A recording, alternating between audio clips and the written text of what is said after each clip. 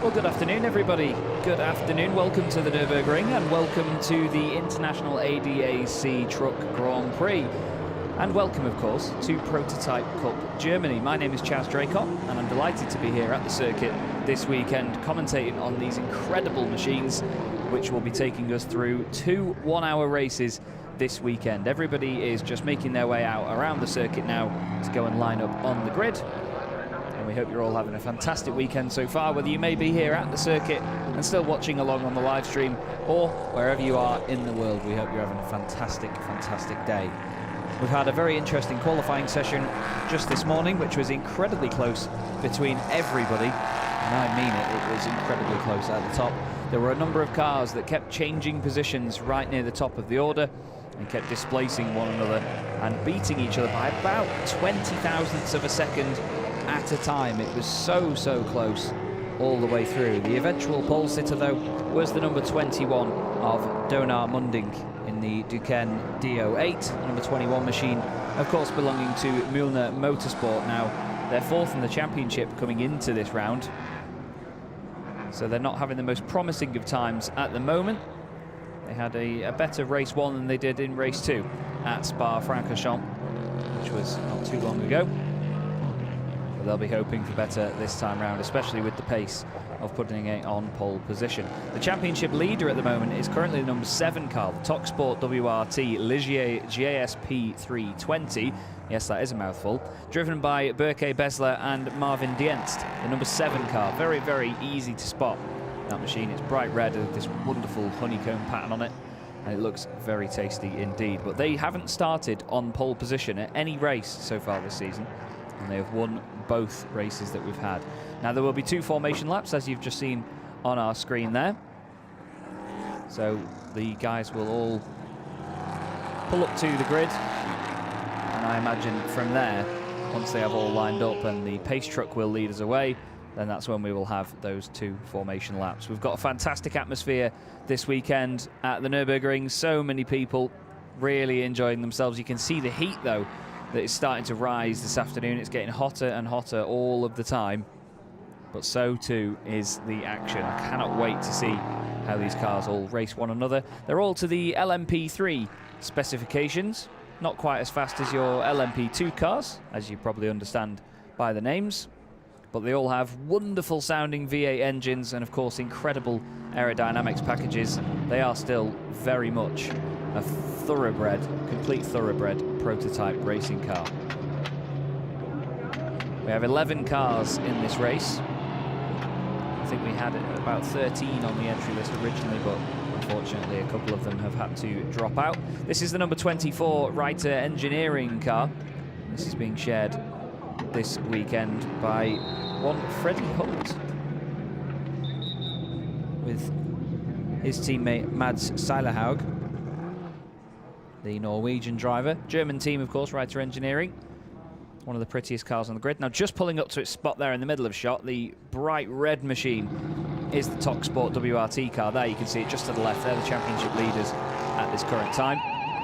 Tyre pressures all being checked on the grid by the team at Reiter. Now, I imagine they are very hot. While those helmets and the overalls look really cool in a sort of stormtrooper kind of way, I imagine it is mighty hot in those overalls on the grid. And there, of course, is your championship leader. I told you it was a striking livery. The number 7, Berke Besler and Marvin Dienst, Toxport WRT. Here is your starting grid then. Nürburgring on pole position in the number 21 car alongside Oscar Tunho, a team that hasn't scored any points yet this season, Rinaldi Racing. Berke Besler starts 3rd alongside Mads Seilerhaug, as we saw just a moment ago. Then it's Axel Jeffries in P5 alongside Jesse Salmonasio. That is the number 72 car, being shared with Sebastian Arenram, the Koiranen Motorsport Duquesne DO8. Next up is Gary Hauser in the number 12 with Jakob Erlbacher, with his teammate Michael Herrick starting on row 4. Then we have Klaus Abelin. He's actually sharing that car with Felipe Laser this weekend. Klaus Abelin, of course, driving for Fricadelli Racing. It's brilliant to have them on the grid. Giorgio Rosa lines up in 10th position with Alexei Chuklin, his teammate. And then at the back of the grid we have the Oh, apologies, my grid seems to have moved. It's the number 23 car, the Pegasus Racing Machine, Thibaut Earhart driving that car. Now, on the entry list, he is down as on his own, but I think we will see him just complete the normal pit stop as expected. They have to do a mandatory pit stop in these races. A lot of the teams all having to do a driver change, so I imagine that they will just have to complete what is a normal stop with maybe a minimum timer or something. Final checks and final talks going on with, of course, our pole sitter, the number 21.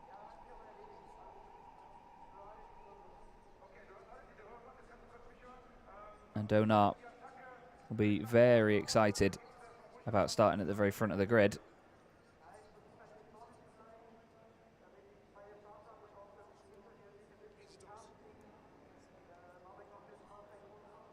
We just wait now for everything to finish being set up.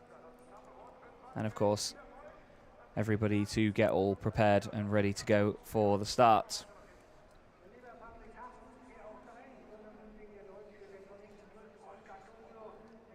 Great to have a quick interview there with Donat Mulding. There is the number 2 machine. Now this is a beautiful, beautiful car. This is the Conrad Motorsport Ginetta G61. Very, very good looking bit of kit, the Conrad Motorsport machines. Gorgeous livery with the raw carbon and then of course the turquoise highlights all over the body. Looks very, very tasty indeed.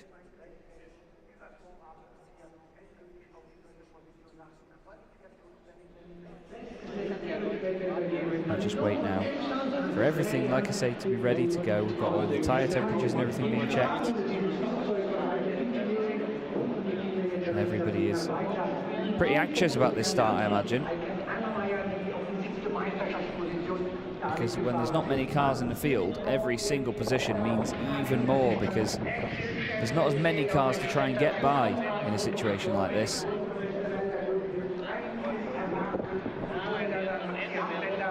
So when you know that even if your championship rivals don't have a particularly good race, say they finish second to last in this race, they'll still finish 10th, they will still score at least some championship points, rather than if they have an issue in another championship with a ridiculously sized grid, you know, they could lose out more. So in a smaller field like this, it's very, very important.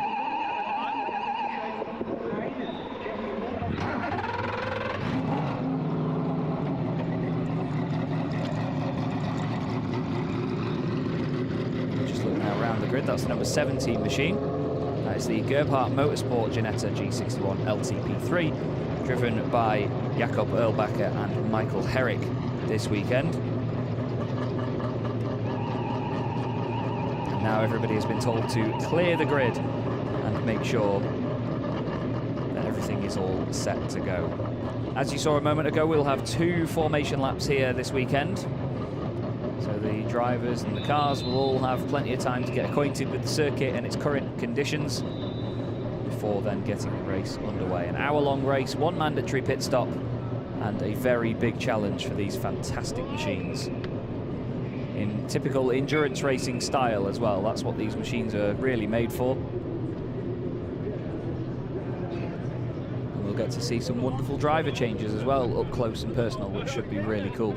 It's not something that you see in every form of motorsport, so I'm sure it'll add to the entertainment. And of course, any race that includes pit stops is always quite an exciting one, quite a spicy race by any stretch of the imagination. Our wonderful Iveco S-Way pace truck leads us away, the bio-LNG powered Iveco S-Way with my good friend Frank at the wheel. Took me out for some sighting laps this morning of the circuit to help calibrate all the timing loops and everything, and it was unbelievable. But look at these beautiful LMP3s all twitching and weaving their way down the start-finish straight in towards a very difficult turn 1. Really tight right-hand hairpin at the bottom of the hill. Leaves absolutely no margin for error. We had a couple of the trucks in the earlier race actually have quite the problem at the start of the lap. One of them in particular breaking a spring as he dropped down out of turn 1.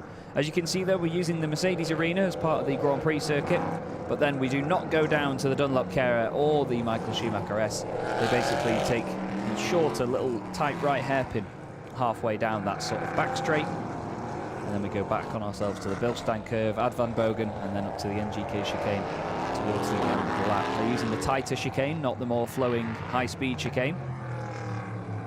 So it's not a massively long lap in these cars. However, it's still a decent length, almost Grand Prix length sort of lap times, if that makes sense. 120.569 was pole position, and then 120.647 was second on the grid. That's Oscar Tunhau, and it was just amazingly close between all of them, as I've said. There was only just over a tenth of a second between the top three, and less than 3/10 of a second between the top four. I think the whole field was covered by about 3.2 seconds, but up until about 8th position, it was only just over a second.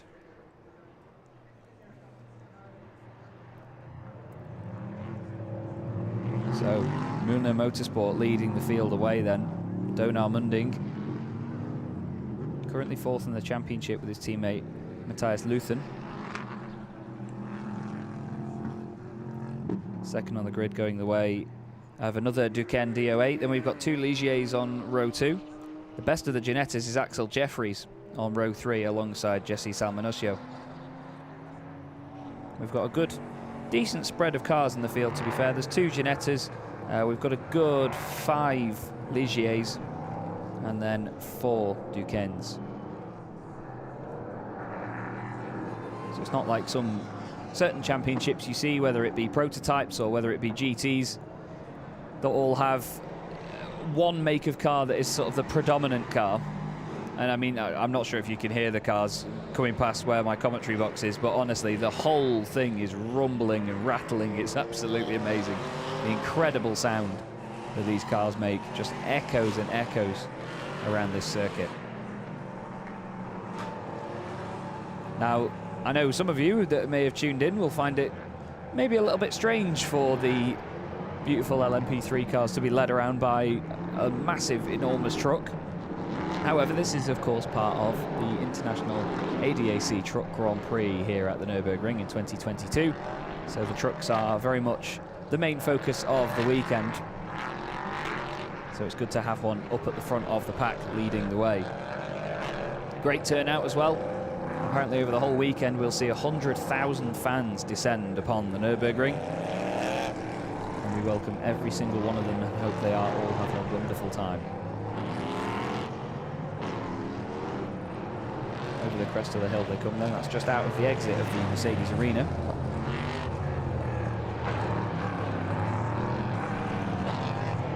The drivers will be hard on the brakes into the downhill right-hand hairpin on this shortened version of the circuit. There is the Pegasus Racing Machine, number 23.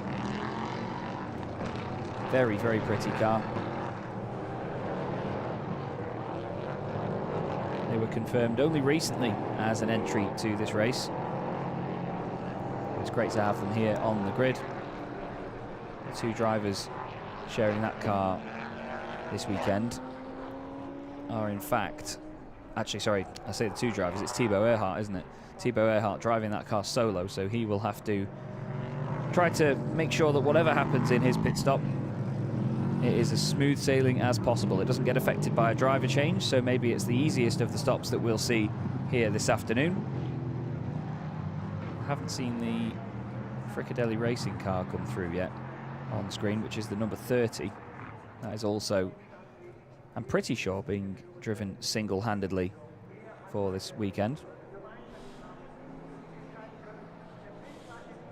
Klaus Abelin was the only one confirmed on the entry list. Anyway, it's almost time to get things underway here as we go around the final corner here at the Nürburgring. The Iveco S-Way peels in.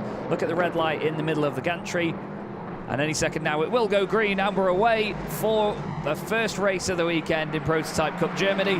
They all rumble their way down the straight, and straight into the race lead goes the number 7 Toxport WRT car. But on the left-hand side there, coming through as well, that's surely the number 33 as everybody runs wide into the hairpin, and down the inside the Conrad Motorsport car goes through. That's fantastic stuff from Axel Jeffries, who starts that machine, goes up into 3rd place. Just ahead of him now, the number 33 of Oscar Tunhau is having to defend all of a sudden into the Mercedes Arena. Reiter Engineering in 4th. The pole sitters are down in 6th, maybe even 7th position. Tunho down the inside. He's got Axel Jeffries, who's outside. Both of them rattling around in different ways on the exit of the corner. But what a fantastic start for the championship leaders. Number 7, Topsport WRT. I believe it's Berke Besler that's starting that car. We'll get confirmation of that when they come out of the first sector of the lap. It's Besler from Tunho, then Jeffries, and then we have, of course, just behind him, the Norwegian Seilerhaug. Fantastic start, though, like I say, for our championship leaders. The pole sitter is down in 6th place. Not an ideal start for Matthias Luthen's teammate, Donar Mundig. And there you go, the timing on the left-hand side appearing now, showing you the positions. A nice early getaway as well, actually, by Berke. The Turkish driver's been a real star, to be honest with you. And you can hear them now rumble past as they come past my commentary box. It's honestly like thunder on wheels, these things coming through. Absolutely love it. Absolutely love the noise they make. Everybody makes it through the first lap cleanly, though. And that is everything we could ask for here at the Nürburgring this weekend. There is a move going on here, though. The Reiter Engineering car, number 24, Seilerhaug tries it on Axel Jeffries. Doesn't work this time round, though, and he's a little bit compromised as they go through the second part of the Mercedes arena. Just behind him is Jesse Salmosio, I should say, sorry. It's the Koirunen Motorsport car. It was, I believe, confirmed very last minute, actually, number 72. He's sharing that car with Sebastian Arenram, I should say. As there's been a move further back down the order, it looks like the number 5 has dropped quite a bit of time, actually. The number 5 machine of Speed Factory Racing, dropping into the bottom position in the field. That means then that the number 23, which of course is Pegasus Racing, has moved forward. But this move here surely is on now for Reiter Engineering on the back of Axel Jeffries. He's going to be trying everything he can to get by. Here's a quick replay of the start. So you can see that the number 21 machine goes all the way over to the right-hand side and then comes back into the middle and just gets swamped at all angles. I mean, by the time they've got down to turn 1, he's already in 6th position. Very close between the top 2. There was a big lock-up down the inside as well. That is the 72 car, the Salmonaccio. You can see there, just really nearly goes into the back of Oscar Tunho, number 33. Everybody sorting it out around there and keeping it nice and tidy. It's very easy in these cars to just push that little bit too hard, either spin up the rears or try and carry too much speed, have too much trust in the aerodynamics and let the car run wide into a corner. So it looks like now Seilerhaug has got through on Jeffries. Jeffries drops down into 4th position now.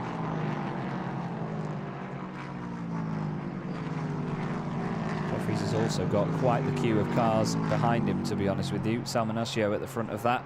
Then we have Luthen next up, Matthias Luthen in the Milner Motorsport car. Next up is the number 12 machine with Sebastian von Gartzen at the wheel. Not seen too much of that car yet this weekend, and Salmonaccio is already through. That happened incredibly quickly. Salmonaccio already up then into 5th position.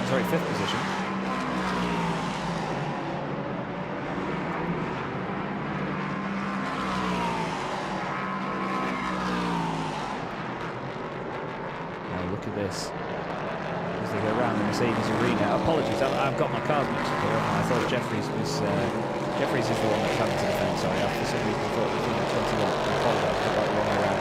So Reiter Engineering have moved up into 3rd place. There's Oscar Tunho in the 33, just behind this man, our race leader Berke Besler, car number 7. Fantastic looking Topsport WRT machine. You'll have to forgive me if I do get some of the cars mixed up. This is my first time with the Prototype Cup Germany. I've been trying to learn it as best I can with their wonderful entry list and all of the previous information on their website. They're a very well branded website, I must say.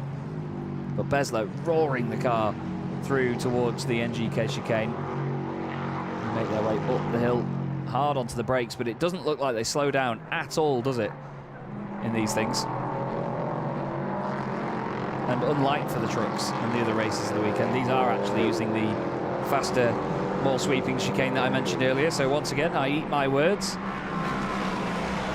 Looked to me there for a second like Luthen was starting to close in a little bit on Salman Osio.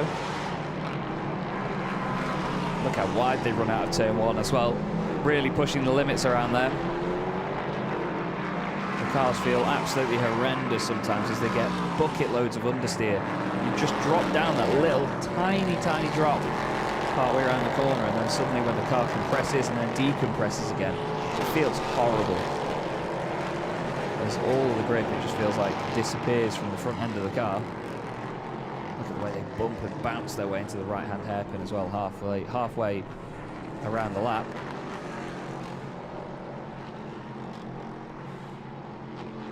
Looks like quite the good chase at the moment from Tun Ho. He's staying with him, isn't he? He's really piling the pressure on.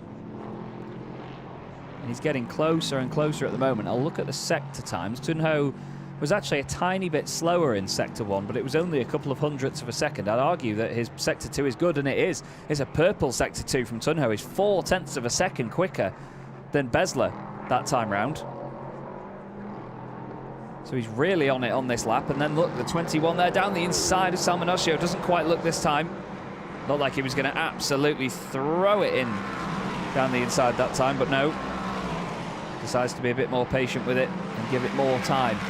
So over the whole lap, actually, Tun Ho was only 1/10 of a second quicker than Besler for the race lead, so not much change there, but this is the closest battle that we've got on the circuit right now. The number 72, Koirunen Motorsport, Duquesne D08, driven by Jesse Salman Osio, just ahead of the number 21 machine, which of course started on pole position, the Milner Motorsport Duquesne D08, driven by Matthias Luthen.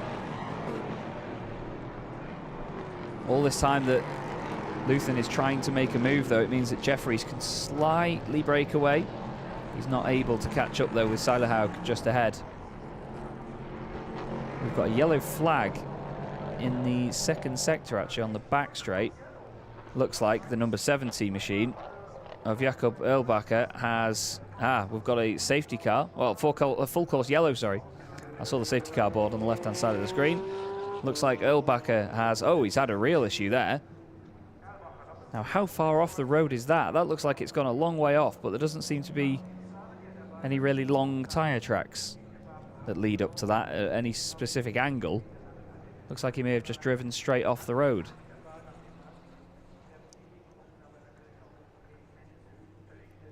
Well, the number 70 machine currently sits 8th in the championship with 16 points. Jakob Erlbacher and Michael Herrick will not be completing this race then in their Ginetta G61 LTP3. And with the full course yellow now, everybody will just crawl their way around the circuit. It's incredibly painful as a driver to have to go so slowly around a racetrack, but it is all in the interests of safety.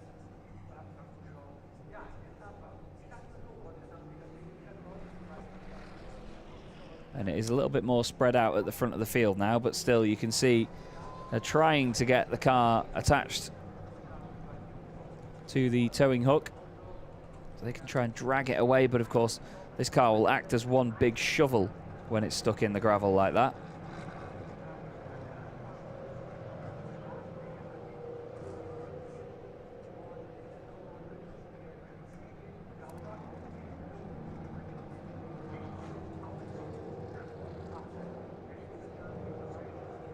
So hopefully they can get that out pretty quickly, because if that's going to sit there for too long, that is going to take quite the chunk out of the race. They're all making their way through the first sector now. And it's still Besler in the number 7 car that leads the way. Talksport WRT currently top of the pile. Car 33, Rinaldi Racing in second place at the moment with Oscar Tun Ho.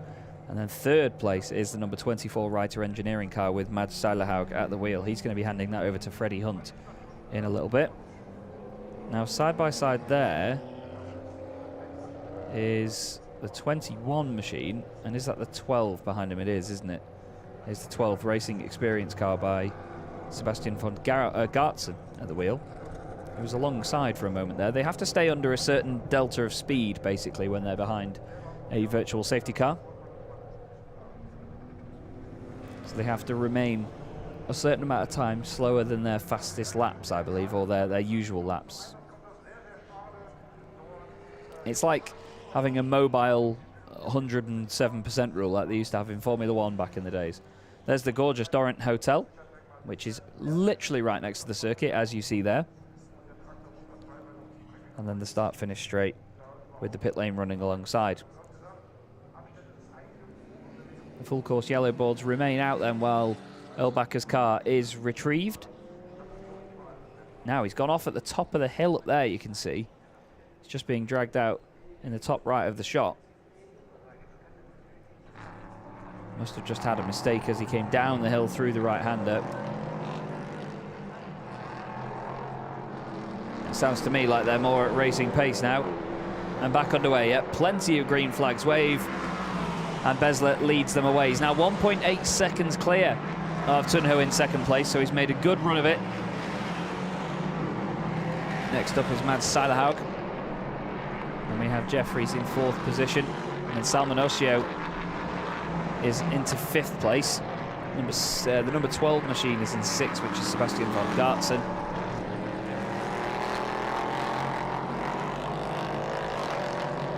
Although it's actually showing up on the timing screen as Gary Hauser that's at the wheel of that car. However, on our graphics, it's showing up as von Gartzen, so we'll try and get confirmation of that. We then have Donar Munding, currently down in seventh position. Now, after having such a fantastic qualifying, they'll be absolutely gutted not to be right at the front of the field now, but this is your leader.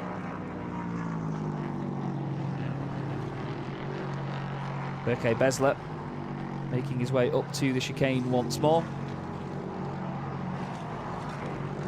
This will complete lap 7 of the race in the Prototype Cup Germany. 2 races this weekend. We've got another one coming up for you tomorrow. We also have another qualifying session coming up for you tomorrow as well. The cars now roll their way past the commentary boxes and all of the pit garages once again. Now, the 21 machine of Munding looking a bit closer time after time to Hauser, just in front of him. Gary Hauser in the Racing Experience number 12 Duquesne D08, both of them the Duquesne D08, and look at that, late on the brakes and even coming off the brakes for a second there actually. Munding looked like he just tried to lift off the pedal a little bit and try and close in as well. There's a little bit of a moment. That is the number 23 Pegasus racing car, Thibaut Earhart. Just having a little bit of an excursion on the exit of the right-hander, but nothing too untoward. I'll just lose a little bit of time to the car ahead in that situation. The field's starting to spread out slightly at this point of the race, but this will all change when the pit stops happen. That's, like I said before, one of the beautiful things about these sorts of races when you get pit stops.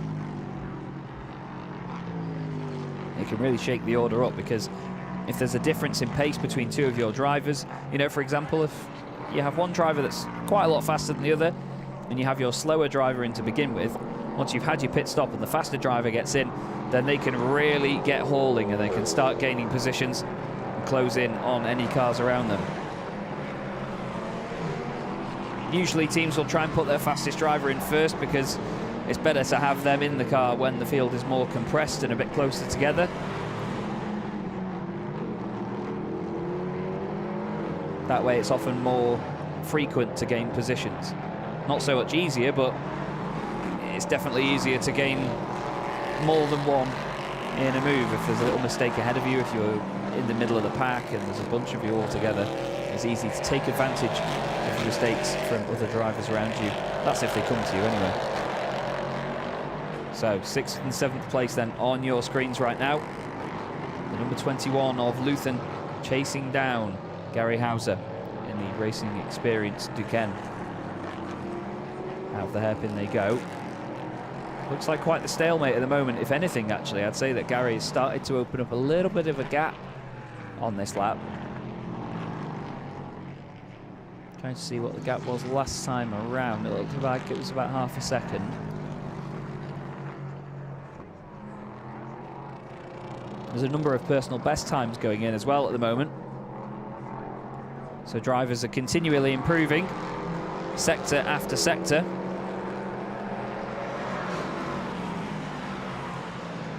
But Besler across the line once more, leads from Tunho as well. I think, was that a car off in the background there? Was that the number 21 that's just been off the road? He has, yes.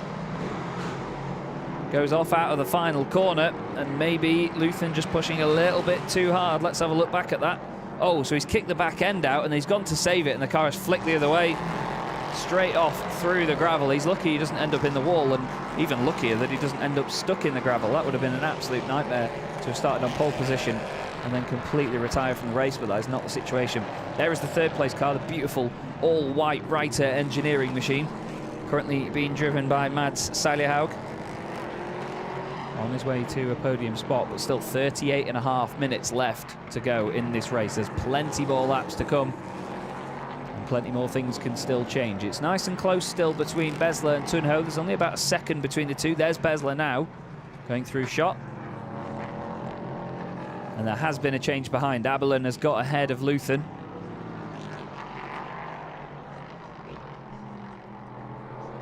So the change eventually happening after Luthen had that moment and went off the road. It's a real shame for that 21 car because they've continued to drop down, but here he is trying to have another go. Moves to the left-hand side of Klaus Abelin, all over the grass on the way up to the chicane, later on the brakes, and he gets through down the inside. Lovely stuff. Klaus Abelin in the Invitational Fricadelli racing machine. Again, though, Luthen slightly out of shape in the final corner. And now Abelin can tuck in right behind, try and get in the slipstream. These cars actually, for their size and obviously aerodynamic packages, they don't really slipstream that amazingly. Usually it's the sort of less aerodynamic cars that are better for slipstreaming. It looks like Luthen quite comfortable in front now.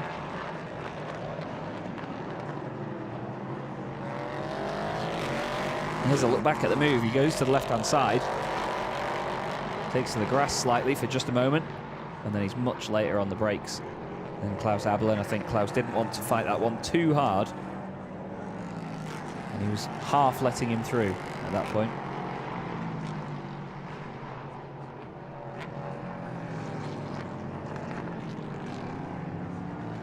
There's the field just ahead of them, making their way up to the final chicane. That was Jeffries, Salmonaccio, and Hauser. You can see just how steep that curb is on the left-hand side of the circuit as well. When you come out of the chicane, it really does lift these cars up quite a lot.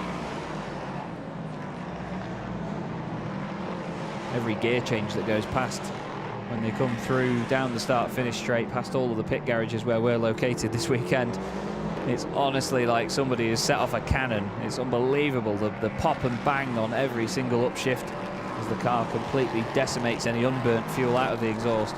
It sounds amazing. There's the all-carbon number 12 Racing Experience Duquesne D08. Still, we wait to have definite confirmation, I should say, of who's at the wheel. It's either Sebastian von Gartzen or Gary Hauser. One timing screen says... Yeah, one timing screen definitely says Hauser, and the other one says von Gartzen. So we'll have to wait and see. There's the number 2 car of Axel Jeffries, currently in 4th place, 8 seconds off of our race leader. But he's quite comfortably ahead of the car behind, the number 72 Koirunen Kempi Motorsport machine. The Finn Jesse Salmonosio at the wheel. Both Scandinavian drivers in that car as well. Sebastian Arenram will take over later on. Now this is getting closer and closer here. Not long ago it was 0.8 of a second for the lead. Well, now it's actually 0.9 of a second. Besler and Tunho, they keep just stretching and compressing this gap. You know, it's like an accordion. We always call it the accordion effect, where a car loses a bit of time, then gains it back again very quickly. And it seems like that's it. So Besler clearly not as quick in certain sectors on the circuit, but then he's obviously got a bit of an edge in other ones. And that is the imbalance that you get sometimes in motorsport. Some drivers just have certain sectors where they're really strong. There's Klaus Abelin, 8th position on the number 30 Fricadelli racing car. It's a livery that looks good on pretty much anything, isn't it? Especially their older Porsches. There's a big lock up there as he turns into the last couple of corners of the Mercedes arena. And then over through the right-hander. And this is the car just up the road from him, the number 21 of Matthias Luthen. Currently Luthen is over 20 seconds, over 21 seconds off the race lead now, and that is not a position they would have wanted to be in, considering where they started. Now that is the number 72 of Salman Osio. Gary Hauser, I believe, is starting to really close in here. I'll have a look at the difference in the sector times. There was half a second difference in sector 1. Munding has just done a personal best sector 2. Rosa has done a personal best sector 1 on this lap as well, so still the times are getting better and better lap after lap. You can see the fantastic amount of fans we've got here this weekend at the Nürburgring, all filling the grandstands. But it has spread out a little bit further down the order. I'm intrigued to see how the pit stops level that out, because there's two real battles on the circuit right now. First and second, Besler and Tunho. And then for 5th and 6th place, Salman Osio and Hauser.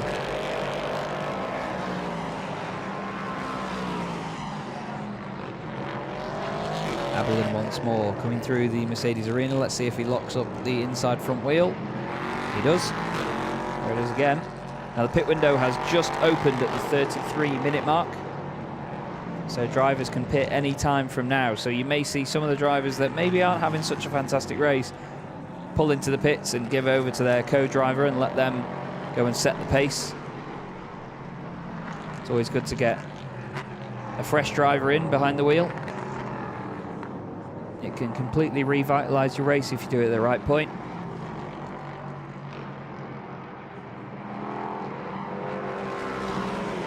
Up to the chicane then comes Luthen. Not the position we expected to see this car in, based on where they started. They're 4th in the championship as well.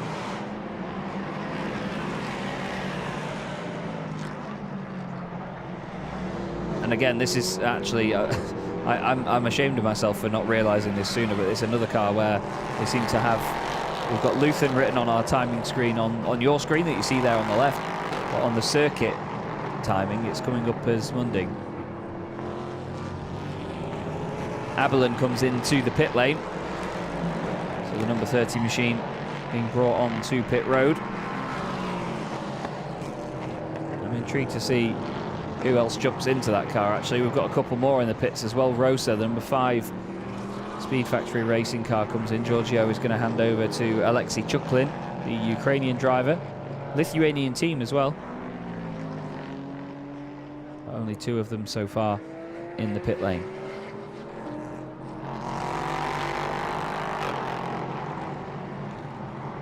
It's still close between our leaders, only just about a second between the pair of them. They're just crossing the line now, and the gap this time was 1.091, so it's pretty much identical to what it was last time they broke any timing beams around the track. Seilerhaug is next up, still running in 3rd place in the Reiter Engineering car. And Salman Osio still just ahead of the number 12 machine, driven by Sebastian von Gartzen.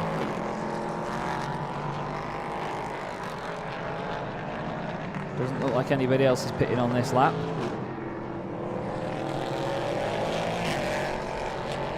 Pit stops do take quite a long time to sort out, so they will lose at least a lap when they pit before they head back out onto the circuit.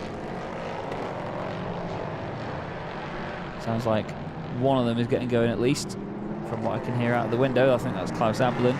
He's got moving. Which is the number 30 Fricadelli racing machine.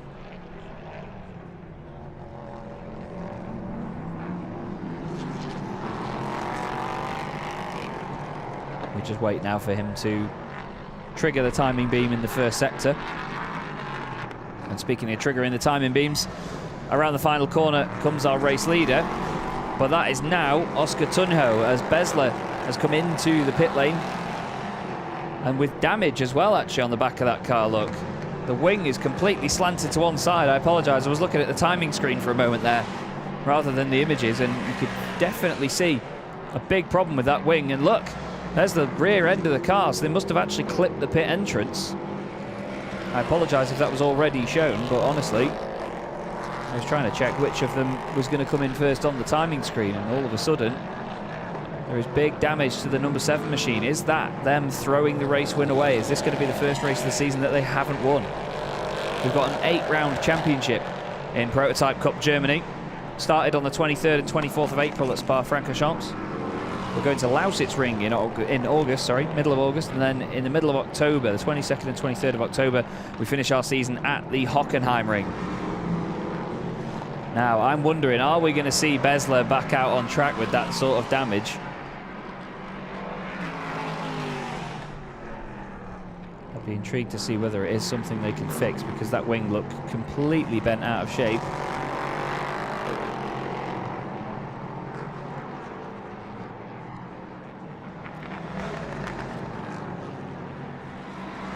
Through once again goes Tunho on number 33. Seilerhaug next up. Besler was showing in 3rd place after being in the pits, and there is the car being pushed back into the garage,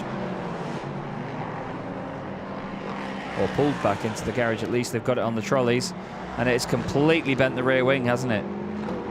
Ah, right, there's the piece of bodywork coming off the bottom of it. Or is that another car that's done it as well?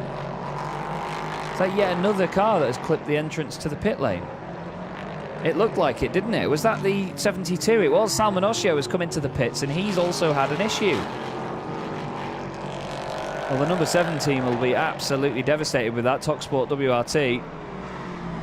But even more devastated as well, I don't know, just as devastated you could say, Koirin and Kempi Motorsport having a problem at their end as well. Unbelievable.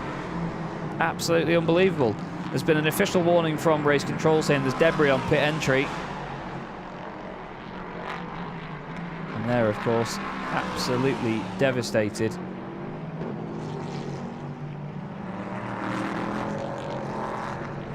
Both of our drivers in that team will be absolutely heartbroken with what's happened. It's a simple mistake to make. I mean, I'm sure we've all seen footage before of drivers hitting the pit wall on pit entry. So that is the number 72 look, with part of the rear bodywork hanging off. There's a big aerodynamic piece at the back. And there's bigger damage to that car, actually, bad look of it. You can see it sort of shaking around and bobbling about like it's really affected something on the back end. So big drama in the pit lane in this race. We've lost 2 cars very quickly in succession of one another, and this is your new race leader, Oscar Tunho. Seilerhaug has come into the pits in the 12T4 Reiter. Yeah, Reiter engineering car, sorry. And then we have Hauser next up in the number 12. I think it might actually... I keep doubting myself. I think it is Von Gartzen that is driving that number 12 car at the moment. I think maybe the transponders just weren't changed over properly before the races. There's a lock up there from the aforementioned number 12 machine into the hairpin. A lot of cars in the pit lane right now, and that's evident by the fact that a lot of the timing screen to the side of them is completely empty. So a lot of them completing their driver changes and completing their pit stops. And we may see them out on track again very soon. There's the number 5 car. We've not seen much of the number 5 machine so far this race. Currently being driven by Alexei Chulkin, I should say. As into the pits goes the 72 now into the garage. That means that a number of cars behind have got more of a golden opportunity to score some bigger points in this race. But Alexei Chulkin continuing on. So this is a replay then of your previous race leaders coming into the pits. Berke Besler turns in, and the back end just lets go on him. Lets go, clips the barrier, rides the wall, and then that's the impact that bends the wing. It was a much bigger hit, wasn't it, than I would have thought anyway. There was a big piece on the barrier, and that's what's bent it out of shape. It's not even like that's something that you can fix quickly in these cars either. As there is your race leader in the pits. Number 33 car. Oh, apologies, that's the number 12 car. I should have guessed actually by the fact that there's a humongous number 12 on that red sign held in front of it. I was too worried about the number board being blocked up. I do think Tunho is in the pits as well, though. Yes, he is. The race leader is in the pit lane. So both of these solid carbon fibre cars from Racing Experience and Rinaldi Racing, both currently on the pit lane. That's the Racing Experience car. Now, we didn't see who got in or out of that car, but I'm sure we'll find out. I'm going to go off what our tower says on the left-hand side there that you can see. So I'm going to say that this is going to be now Gary Hauser getting in that machine. Driver from Luxembourg. It's a great close-up view of these amazing machines as well. There's a bit of a wobble and a wiggle there on the way into turn 1 by Freddie Hunt, British driver. Only British driver in the field as well is Freddie. Well, he's representing the Brits for Reiter Engineering. Reiter Engineering, of course, a German team.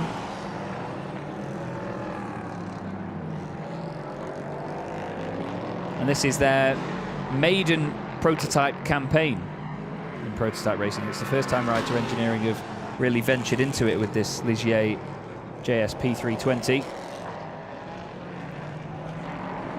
Their previous driver, Janitz, has actually mentioned that this is a fantastic platform, the LMP3 Prototype Cup.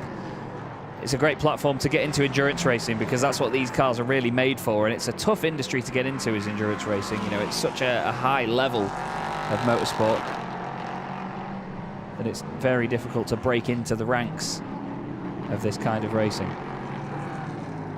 So the lead has definitely changed now, and that means that it is the Reiter Engineering car, Freddie Hunt, that leads the way. That's why we're looking at them. The number 33 car, which has changed hands, is now being driven by Mateo Villagomez. Is currently in second position. No longer in the pits.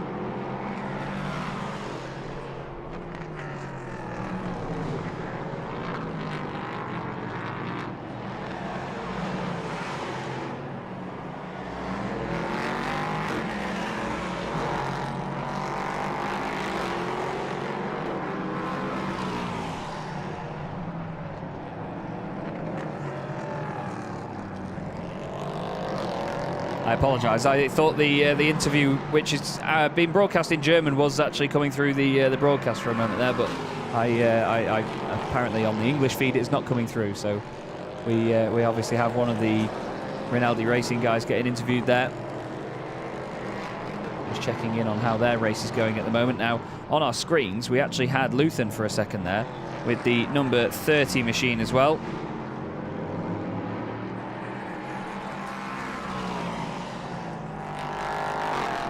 I've seen a few of you in the YouTube chat as well asking if there are any CN prototypes this weekend. Unfortunately not. It is all the LMP3s that we have on track this weekend. Amazing cars in themselves though. Fantastic looking bits of kit. There on your screen on the left hand side is Mateo Villagomez, second place at the moment, over 9 seconds down on the race leader Freddie Hunt. The number 12 car is now showing us having no driver in it on our tower on the left-hand side, but it is Von Gartzen coming up on the timing screen, so not quite sure what the situation is there now. Third place at the moment is Maximilian Hacklander for Conrad Motorsport. And in fifth position, whoa, there's a slide and a spin by Villagomez, loses the back end at the exit of the Mercedes arena, lights up the rears, plenty of smoke, and gets back on with it again. But that's the thing, these cars, they have enough power to completely spin the rears, and it's very easy to let the back end let go. And Villagomez gets caught out by it, and again has a bit of a wiggle there. Might have overheated the rears in getting back up to speed again and spinning them up so quickly. We've got just less than 20 minutes to go in the race. Let's have another look. He turns in, just mid-corner. The car's got so much front-end grip that the back end is just along for the ride, and with the engine being at the back end of these things, there's a lot of pendulum weight over the rear, and it carries that momentum all the way around. Now they're under pressure here by Hacklander in second place for Conrad Motorsport. He's going to try everything he can to get a move done. It's going to be a tough couple of laps here for Villagomez, because he's going to be in his own head and frustrated about the little spin that he's just had, but of course he's having to think about defending now while also trying to get back up to speed. It means that you've lost a bit of confidence in the car. It's really tough when you've had an incident or a spin like that.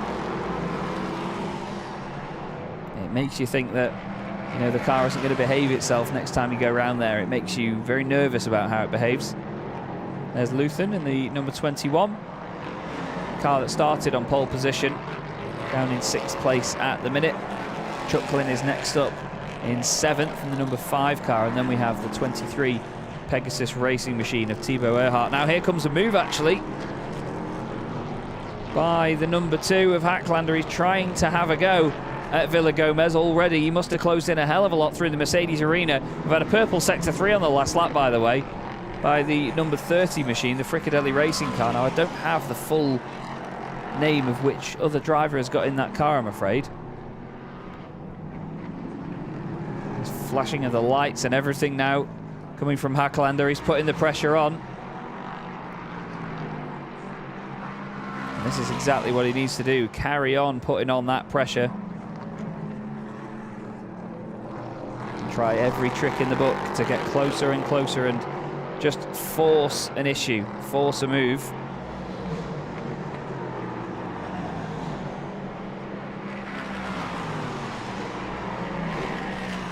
Down the straight they go once more, and looking to the inside. Hacklander looked like he was going to throw it up the inside there.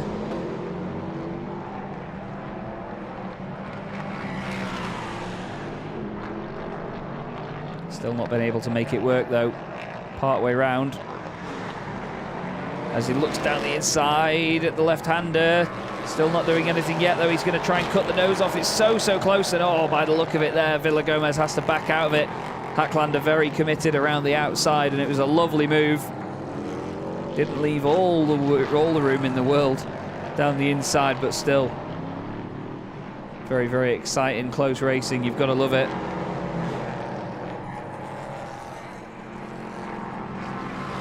And now Hacklander is starting to move away. Looks like he's going to extend this gap very, very quickly. And not far behind as well, actually, is the number 12 machine with Sebastian von Gartzen at the wheel.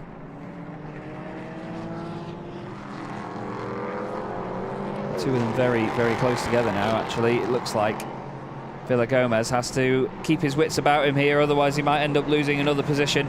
Here's a look at the move. Big send up the inside, but hats off to Villagomez. He saw him there, gave him the room, and then Hacklander, look how close he squeezes Villagomez to the apex there. I think Villagomez actually got out of it, had to get on the brakes and make sure that there wasn't any contact.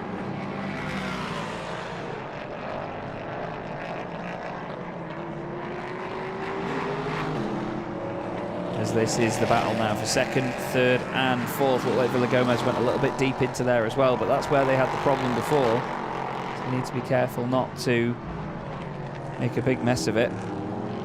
It's very easy to push these cars just past the limit. They have this sort of open wheeler mentality to these cars where they're really grippy 90% of the time. But every so often when they go, they properly go, and they go very, very quickly.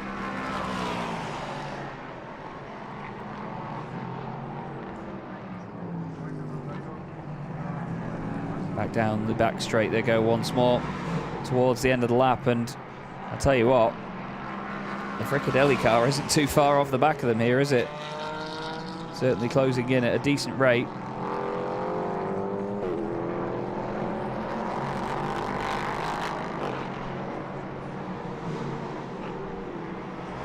Across the line they go once more then, so it's still Freddie Hunt leading the way, Hacklander in 2nd, then it's Villagomez, then von Gartzen. And then of course this beautiful Fricadelli Racing Machine.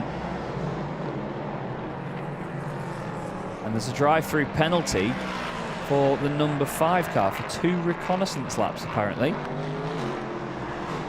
That is Chucklin behind the wheel at the moment. Well, he won't be Chucklin anymore, will he? That is not good news for the number 5 machine. running in 7th place on the road right now. They'll have to come through and serve that drive-through as soon as possible.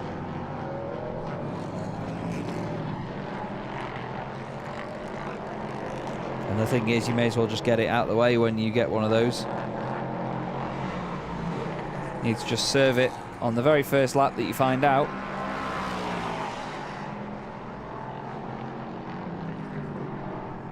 And this little trio is getting closer and closer. The Fricadelli racing machine is moving in time after time. There's a big scary moment, and look at that. Cutting through all the grass and the dust there for just a moment was the number 12 of Von Gartzen.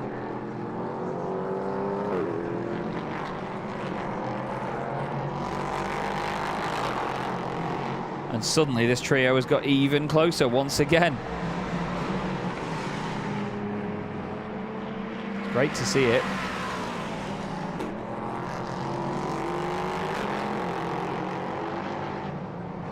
No move though down into the first corner at this point.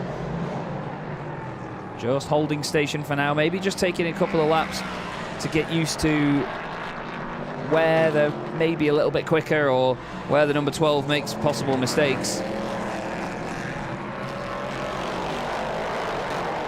That was whoa, nearly contact there as two cars go across one another. Very, very close, and that's one of the things about that part of the circuit. As you come out of the Mercedes arena, it's so easy for cars to cut one another off like that with the differing lines that everybody tries to take. I think the two of them got very, very lucky there. And it is Felipe Fernandez-Laser that is sharing the car. I eventually found out.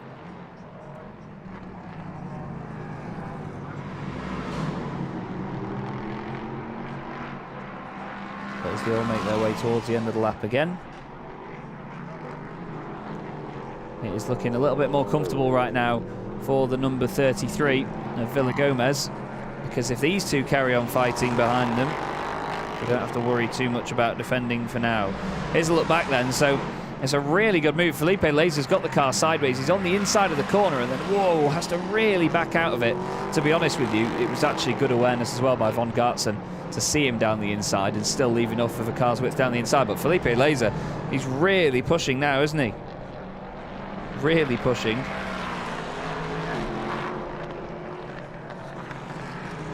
You've got to think that he's going to try and make a move at some point soon, surely. He's learned his lesson from last time though, hasn't he, at that part of the circuit? He's definitely not going for it this time round.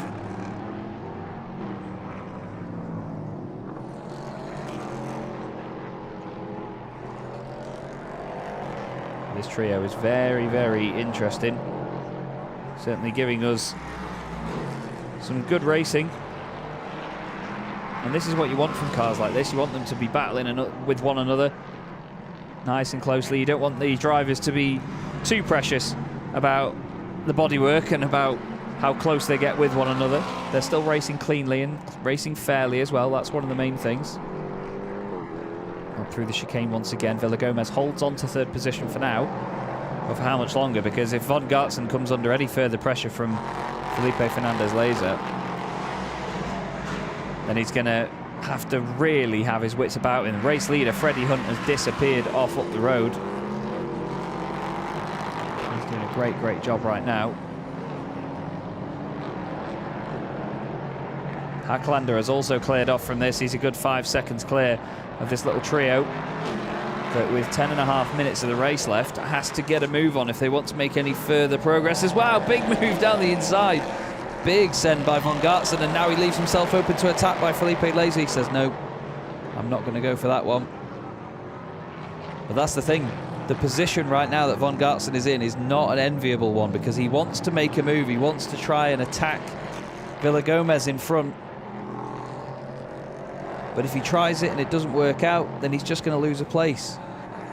He has to make sure whatever he goes for is a completely non-compromising move, and Felipe Laser looks like he's got a fantastic line through the right-hander.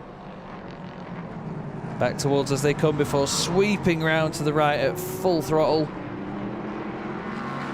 Amazing sound from these beautiful V8 engined LMP3 machines. They fly up through the chicane. Under 10 minutes to go, and there is your race leader, Writer Engineering, Freddie Hunt. He's flying at the moment. Much shorter pit stop for those guys. And the gorgeous all white and red machine is sailing away over 13 seconds clear of Hacklander.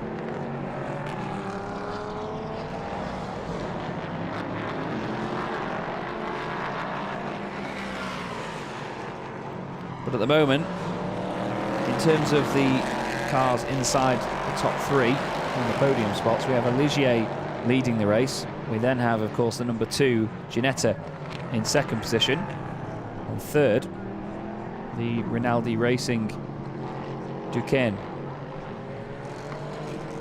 So we have all 3 manufacturers inside the top 3 at this current moment in time, which is always nice to see. It's a nice little spread of the manufacturers involved in this championship, making these incredible LMP3 cars. It's a fantastic category. I remember first seeing them by accident at Monza one day. I was on holiday in Italy and I realised that there was a track day on at Monza, or some testing going on anyway. And we decided to go and have a look, and it was a lot of LMP3 cars on track, and the noise is just unbelievable. If you ever do get the chance to see LMP3s, or even, of course, Prototype Cup Germany, then do go and check it out. Make sure that you get down to whichever circuit they may be at. As I've said, they're going to the Lausitz Ring later on in the season. We're going to be there on the 20th and 21st of August. And then near the end of October, we're going to the Hockenheim Ring. And hopefully we'll be able to see you there for that one. Hockenheim is always an amazing venue for racing. And especially in cars like this, it should be a very exciting event. So Felipe Laser has got ahead of Von Gartzen now. Moved up into 4th place. Now he's behind Villagomez, and now he's ahead of the pair of them. Villagomez has dropped behind both cars now, so Von Gartzen goes through as well. Villagomez drops down into 5th position at the drop of a hat, and suddenly the invitational entry, which is Frickadelli Racing, finds themselves on a podium spot for now with 7 minutes of this race left to go. Is there anything that the number 12 machine can do to try and get that place back? It certainly looks like Villagomez just hasn't quite got the pace of these guys and has unfortunately dropped to 5th. But this is what I was talking about earlier. When you get the driver changes and you get these pit stops that can really throw a spanner in the works to your race, it makes it exciting because it's not the same fixed pace all the way through the race.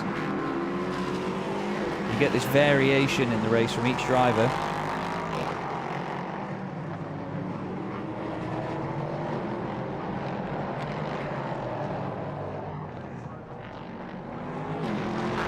Just watch them make their way round the complex. We hope you're enjoying the show so far. It's certainly been exciting to be brought on board to commentate on this. I was always going to be out here for the Goodyear FIA European Truck Racing Championship, but I was then told that the Prototype Cup want me to come on board as well and cover their racing efforts this weekend for the English live stream as well. So we hope you're enjoying it so far. And of course, don't forget we have another race coming up tomorrow as well. There is Felipe Fernandez Laser and the number 30 Frickadelli Racing beautiful Duquesne D08. Sorry, it's the Ligier, isn't it? There's the Ligier. I apologise. It's the 2 Duquesnes behind it.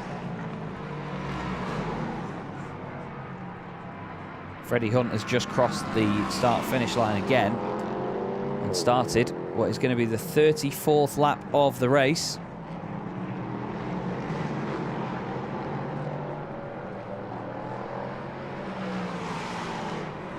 As there is Villagomez. Looks like the car's slightly struggling a little bit around that final corner.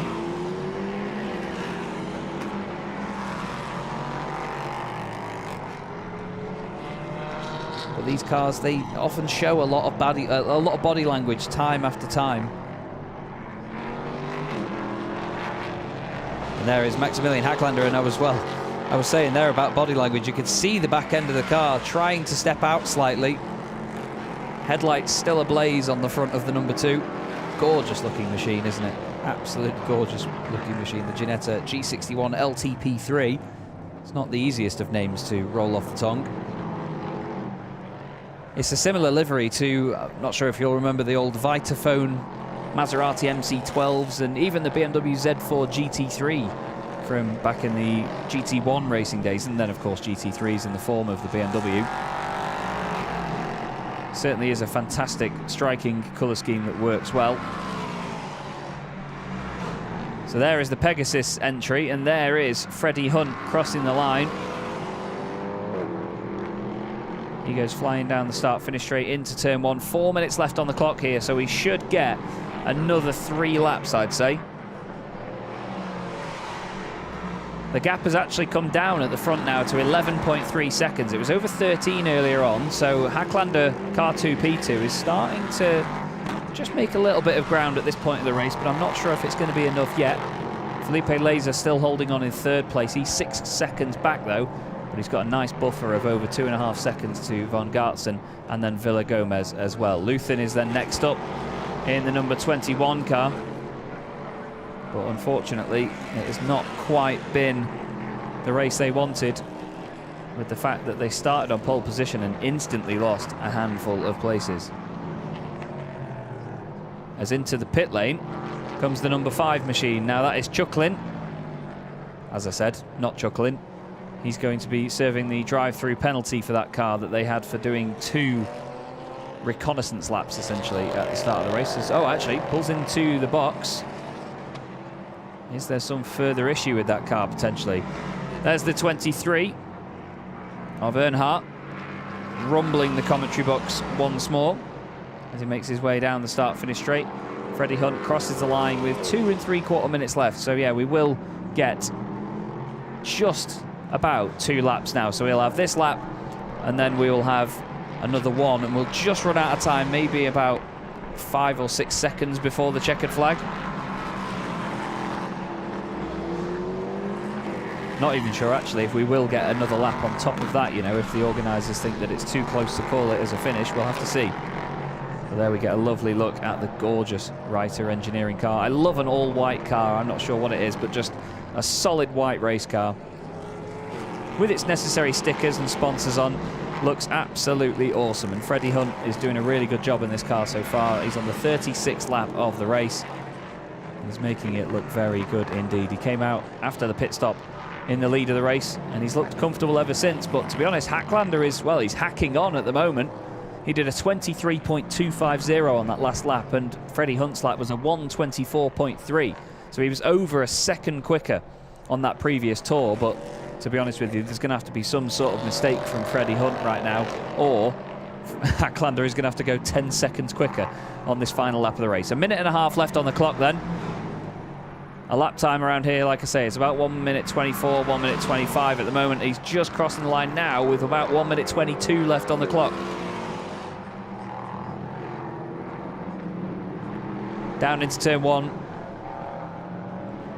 Hard on the brakes down there. It's such a difficult corner to get right because you're going downhill, trying to still turn the car in slightly because it's not a perfectly straight curve on the way into the first hairpin on this circuit. So you're doing a lot all at once while trying to get the car stopped in what is a downhill section. But through the Mercedes-Benz Arena cleanly. Hacklander, last time they broke any of the timing beams, was 9.4 seconds back, so the gap's still coming down. Felipe Laser is actually closing in as well on Hacklander. He's now 4.2 seconds off the back of him, and he's got a good 4.5 seconds over Von Gartzen behind him. So there's definitely some solid pace in Felipe Laser. I think we all know that anyway. It's a name that a lot of us know. Now here is the Pegasus car coming into the final couple of corners as well. He's going to be the last car to cross the line. That's Thibaut Earhart at the back of the field, but through the chicane once more. 10 seconds on the clock for Freddie Hunt. If he knew exactly what the countdown was on, I imagine he would slow it down and then chill across the line. But it is going to be another lap, so he is going to complete the race at the end of this lap that he's just begun now. So one more tour of the Nürburgring for him. There is the ADAC final lap board held out to the side. And we get another lap to look at the beautiful Reiter engineering car. What more could you want, eh?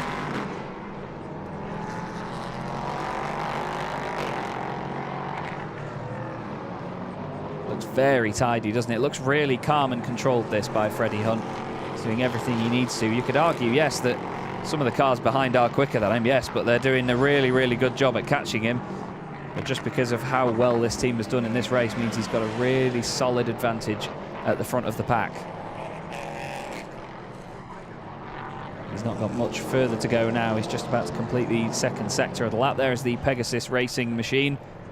It must be very difficult, actually. I know that usually in endurance racing, a driver's stint will be about an hour, and some of them double or even triple stints. So drivers are used to 2 hours, even 3 hours at a time sometimes. But I imagine it's quite difficult for Earhart. And there's been an issue for Von Gartzen. He's dropped a lot of time, actually, and dropped down to 5th place. But all of that is academic to this man right now. Freddie Hunt rounds the final corner for Reiter Engineering and takes the race victory here at the Nürburgring in the first race of the weekend. The second car to take a win this year. Hacklander finishes in 2nd place for the number 2 Conrad Motorsport team, and Fricadelli Racing on home soil take 3rd position and get a podium overall. Beautiful stuff. Really good race from their perspective. Great progress. Next up is going to be Villa Gomez, who gains a place back near the end of the race. Von Gartzen finishes in 5th position in the number 12 car. And next across the line should be the number 21 machine of Matthias Luthen, the Milner Motorsport Duquesne D08. After starting on pole, they will not be too chuffed with that one. But there's your race winner, Freddie Hunt, the number 24 machine. He'll be absolutely delighted with that one.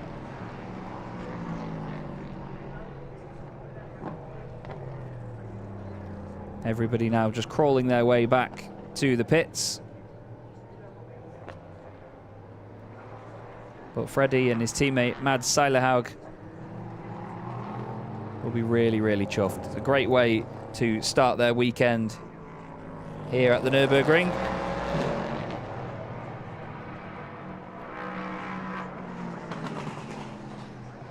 And admittedly, quite happy. He's the only British driver on the grid, but he did absolutely everything right there.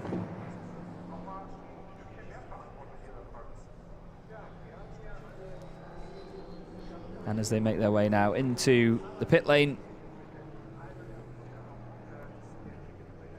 I'm sure the team and a number of the personnel from all around the series will be waiting to welcome them in, give them big congratulations.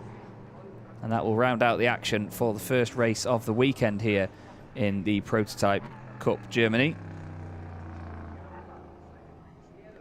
Thank you very much for the kind words, by the way, in the YouTube chat. I do have it up on my second screen here. Really appreciate the kind words. It is always difficult jumping into a new series, especially when I've only had a couple of days to try and learn everything back, and obviously the entry list keeps changing as well, and drivers are in and drivers are out, so I appreciate the kind words. Thank you very much. I'll be back tomorrow with the championship as well, and I'm really looking forward to seeing more of these cars because they are a phenomenal category, and I really hope for the series that it continues to grow. And there you go, there is Freddie Hunt jumping out of the car, absolutely delighted with the race win. Getting congratulations as well from everybody involved. Very well done indeed. And a big hug as well for his teammate Mads Seilerhaug. Awesome to see as well, of course, the Freddie Hunt, James Hunt helmet design. Replica of his late father, James. And that is a beautiful, beautiful drive. And a really good way for them to round out their day. Now, for any of you that are interested in and did enjoy my commentary, we'll be jumping on to the Goodyear FIA European Truck Racing Championship pretty soon, which will be the final race of the day here at the Nürburgring in the Truck Grand Prix. And I hope that you will join us for that one.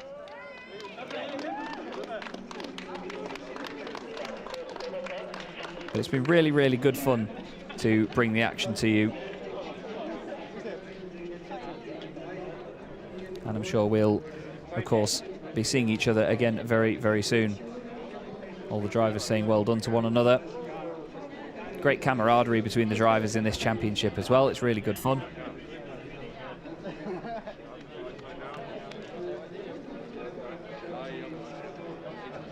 And now a little bit of calm falls over the circuit this afternoon before the final race of the weekend. But here's a quick look at your race results then. Mats Seilerhaug and Freddie Hunt take the race victory for Reiter Engineering. Axel Jeffries and Maximilian Hacklander, fantastic recovery there to finish in second place. Klaus Abelin and Felipe Laser for Fricadelli Racing round out the top three ahead of Oscar Tunjo and Matteo Villagomez in the number 33 car. They gained a place on the final lap from Gary Hauser and Sebastian von Gartzen, who rounds out the top five.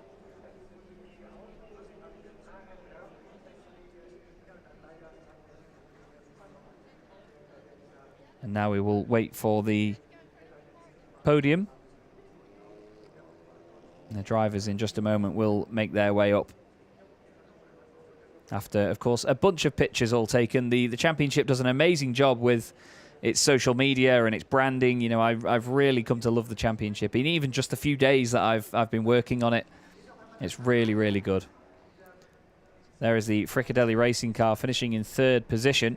This is clearly a bit of a moment, maybe towards the end of the race. Maybe just a slow-mo, actually. Felipe Laser, which rounded out our podium. Our second place finisher, the number 2 car of Axel Jeffries and Maximilian Hacklander. And then, of course, your race winner, which was Freddie Hunt and his teammate Mads Seilerhaug in Reiter Engineering. Ligier JSP 320 looking absolutely stunning as well.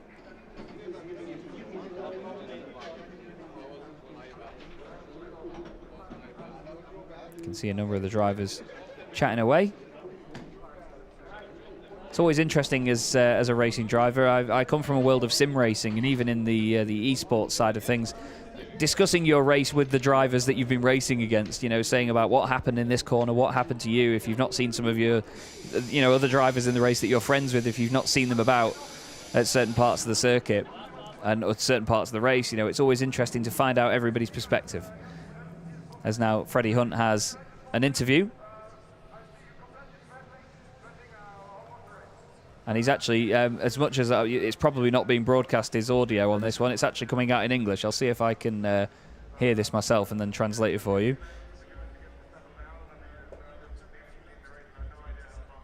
Freddie's just saying that it took him a few laps to get used to the car and get used to how it was all behaving and the conditions.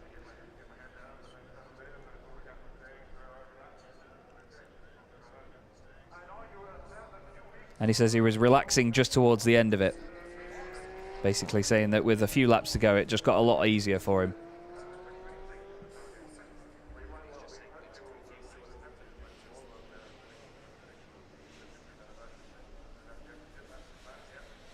Apologies for the silence. So I was just trying to listen in and just see whether I can sort of provide a bit of a summary on what Freddie is saying throughout this one. But he's basically just saying that he's enjoying driving the car, he's enjoying being part of the championship, and of course he's having a lot of fun doing it while getting used to the car lap after lap.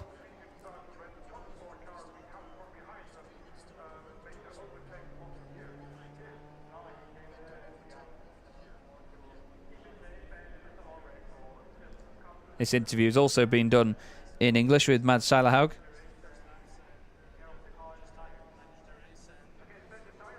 He's just saying that it's all about taking care of the car and managing the race one lap at a time and being careful with it.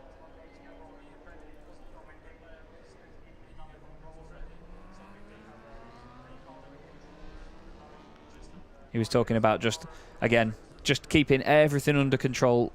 Every single circulation of the track was a different story, and they have to just keep their wits about them all the time. And in an hour-long race as well, you have to be so careful time after time, don't you? Because one mistake can really mess it up, and especially when you're sharing a car as well, it can be a very high-pressure environment, because if you make a mistake, it doesn't just affect you, it affects your co-driver as well, and the whole team involved in it.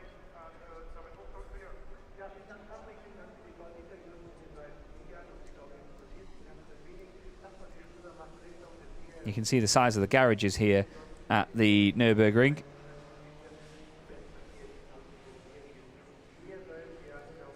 You can get a lot of cars in here, and it's just as well, I've commentated here before at the Nürburgring 24 Hours back in 2020. I was here in person commentating on that. To see how many cars some of the teams squeeze into these garages as well was very, very impressive.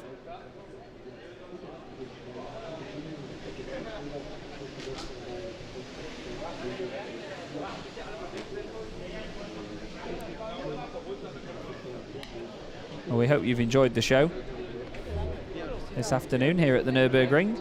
I'm sure that there will be plenty more fun tomorrow as well. We hope for just as entertaining a race, and it looks like the guys are being now directed to the podium, which is at the back end of the paddock, which is near the innovation camp, which the Goodyear FIA European Truck Racing Championship brings with it, which shows a lot of different sustainable technologies within the world of truck racing and, of course, the trucking industry itself.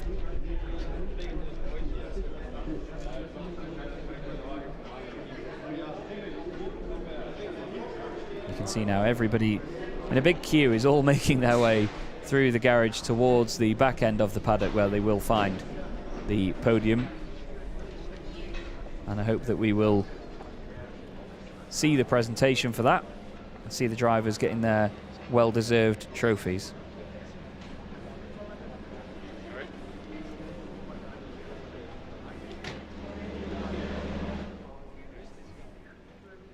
It's a very beautiful day here at the Nürburgring as well. It started out quite quiet this morning and quite dull. You know, it was not dull as in nothing going on, but just the weather. It was just very, very chilly, quite cloudy, quite windy.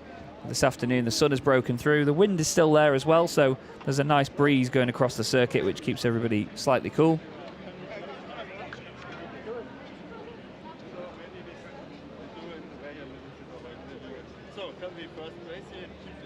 And I hope that continues into tomorrow as well. We've had fantastic conditions here so far for racing this weekend. At certain points, the temperatures have actually been quite a challenge for some of the drivers. It's certainly been a challenge for my British skin, I'm not going to lie to you.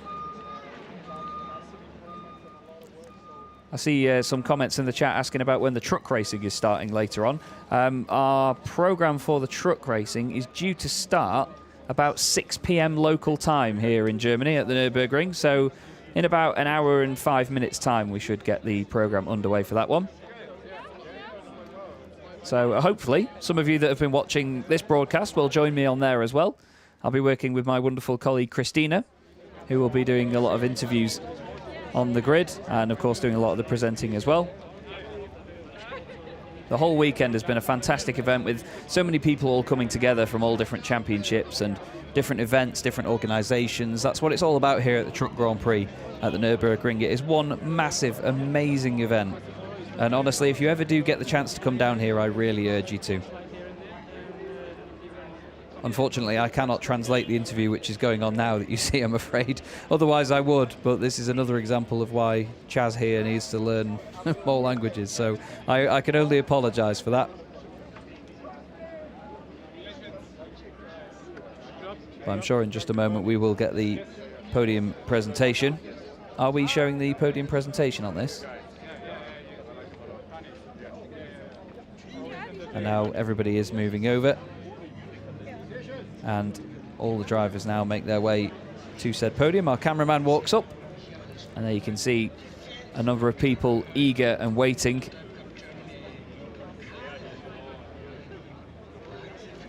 And there are some of the beautiful trophies that you get here in the Prototype Cup Germany. Now there are multiple categories in this championship as well. There is the Prototype Cup Germany trophy, and there's also the junior standings as well. Berke Besler is a driver that has tried to get the best out of himself for that championship. Him and Marvin Dienst both doing quite well in that championship. There is also the trophy as well.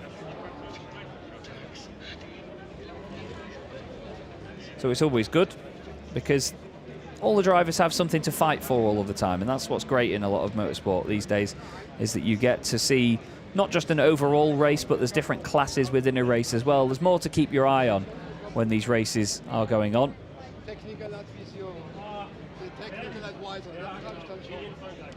But unfortunately, I do not have the classes specifically to hand, I'm afraid, but we'll still try and do our best to let you know who does what. And I'm pretty sure the first podium we get will be the overall. I've just seen a message in the YouTube chat as well that says that the European Truck Racing Championship should adopt the endurance format. It's interesting you say that, actually, because if you go on the European Truck Racing website, you'll actually see that recently there was a feasibility study passed, which meant that truck endurance racing, and I mean long endurance races, in the future will be a thing. We are going to try and go endurance racing with trucks. Now, there's a lot of things that need to be worked out for that. It might not come for quite a while, but the feasibility study has been passed and truck racing will be going endurance racing in the future, which is amazing news. Not just for the drivers and teams, but the industry as well behind all of it. And of course, everybody involved. We all really look forward to seeing what we can get up to with that. Wir kommen jetzt zur Siegerehrung des ersten Rennens im ADAC Prototype Cup Germany, einer neuen Serie in diesem Jahr, die hier zu Gast ist auf dem Nürburgring. Und ich darf auf die Bühne und auf das Siegerpodest. I believe we will get our drivers up onto the podium any moment now. There is Freddie Hunt having a chat there with, I believe that was that Luthen, Matthias Luthen, he was having a chat with. Up onto the podium come our third place finishers from the number 30 machine. Herzlichen Glückwunsch an Axel Jeffries und Maximilian Hackländer. Herzlichen Glückwunsch. Second place finishers going the way of the number 2 car, Conrad Motorsport, Axel Jeffries, sharing that with his teammate Maximilian Hackländer.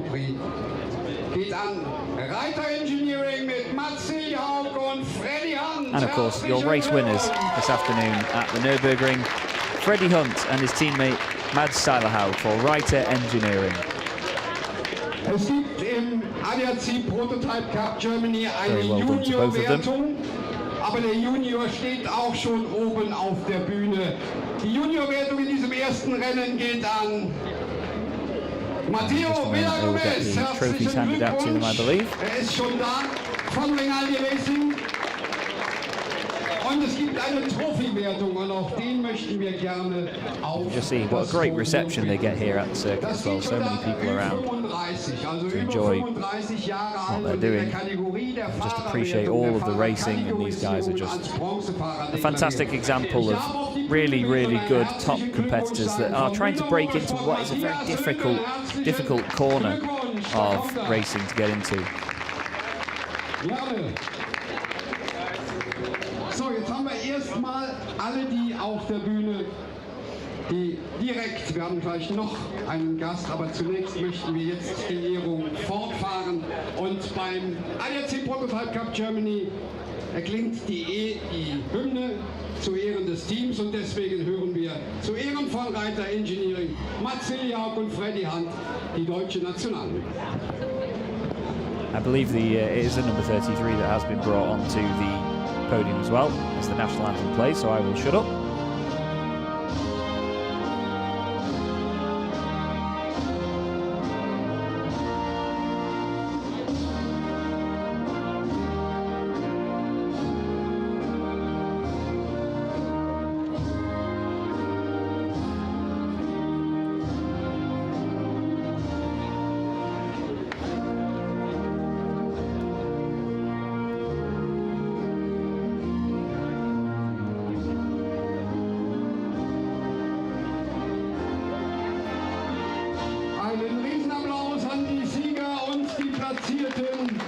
Von euch allen, die ihr da unten steht.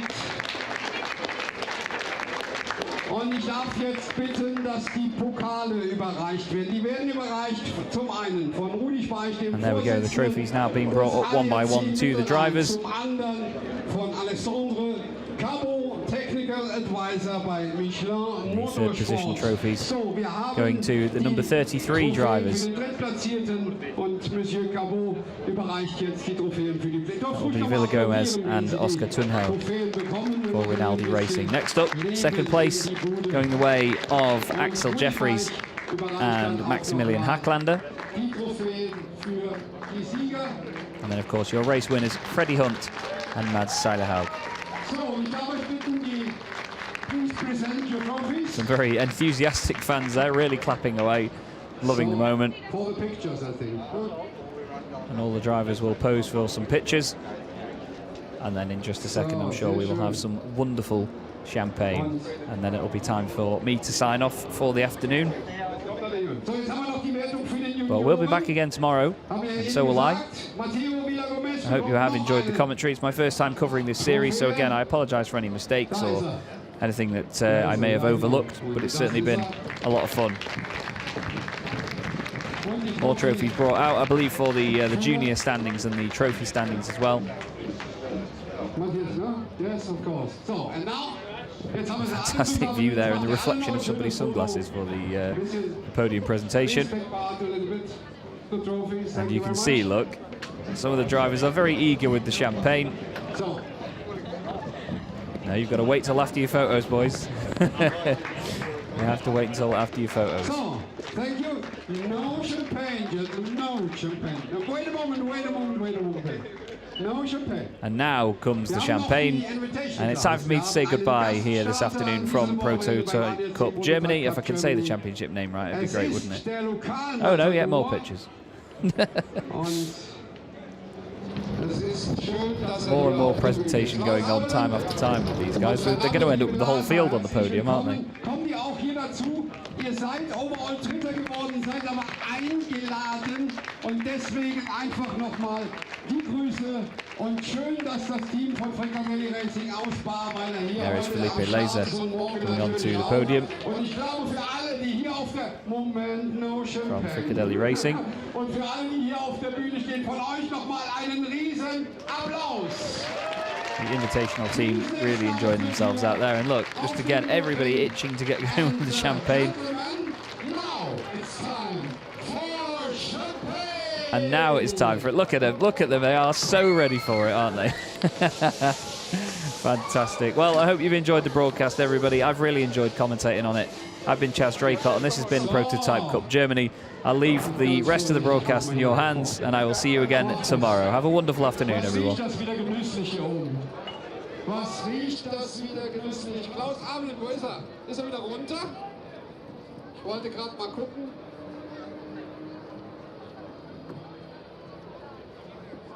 Fernando, kommst du noch mal hoch, bitte?